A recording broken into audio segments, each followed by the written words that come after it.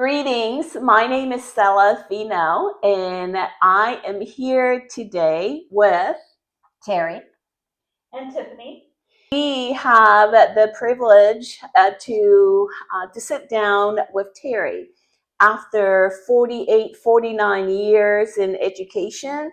And what a privilege it is for us to be here with you today to ask you a few questions on your 5 decades in education that may help us move forward. My first question, you have spent 48 to 50 years in education with young children, and I believe that 30 of those years were in public education, 9 years or 18 to 19 years in church education, specifically the last 9 years here at our Mother's Day Out preschool at First United Methodist Church. And so the question is, what have kept you going for 5 decades? The kids. The kids. I love teaching the kids. I started out that I thought I wanted to teach big kids. God showed me otherwise. And when I moved down to pre-K, I fell in love with that age. They're just so eager to learn, and they're just totally themselves. And so the kids have kept me teaching all this time. Yeah. I know what kept you going all those years. What is it? Chocolate. Well, Chocolate. yes. It kept me. Kept you level. Yes. Kept you going. A good bite of chocolate, you can take anything. Yeah, you need chocolate to keep up with those little ones. Yes. Okay. Yes. But also with the bigger ones, you do a lot more sitting and watching. I can't do that. Yeah. I have to be involved. Yeah. I have to be moving around.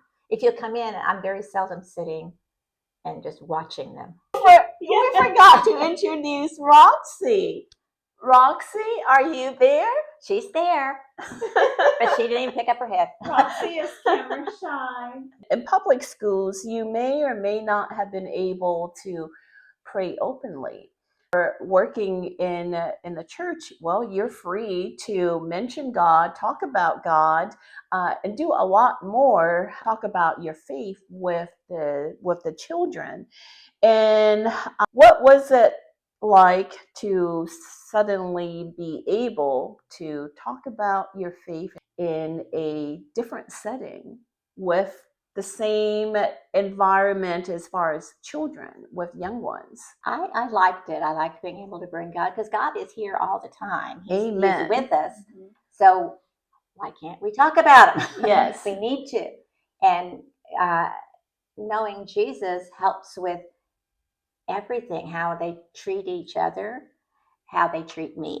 Mm-hmm. It helps with discipline and thinking about what you're doing. So I loved being able to do that. That was one of my favorite parts of teaching in religious education. Yes, yes. First United Methodist has served families for 150 years, and we are blessed to be a part of that. So you have served here in the Mother's Day Out for the last 9 years, or 9 years out of those 150 years. But you also serve in the wider community for most of your 50 years or your 5 decades in education. So how did that public role become an extension of your church's mission? Well, you are still the Christian person, no matter where you are. You are still emulating, as well as you can, Jesus and his love, and you're hoping the kids are picking up on that. Yeah. You can't always mention it. If they ask, you can. And I loved it when children asked me about things, because then I could talk about it. Mm-hmm. But you are still giving Jesus' message every single day, and how you teach and how you talk and how you communicate, all of the things that you do. Yes. Amen.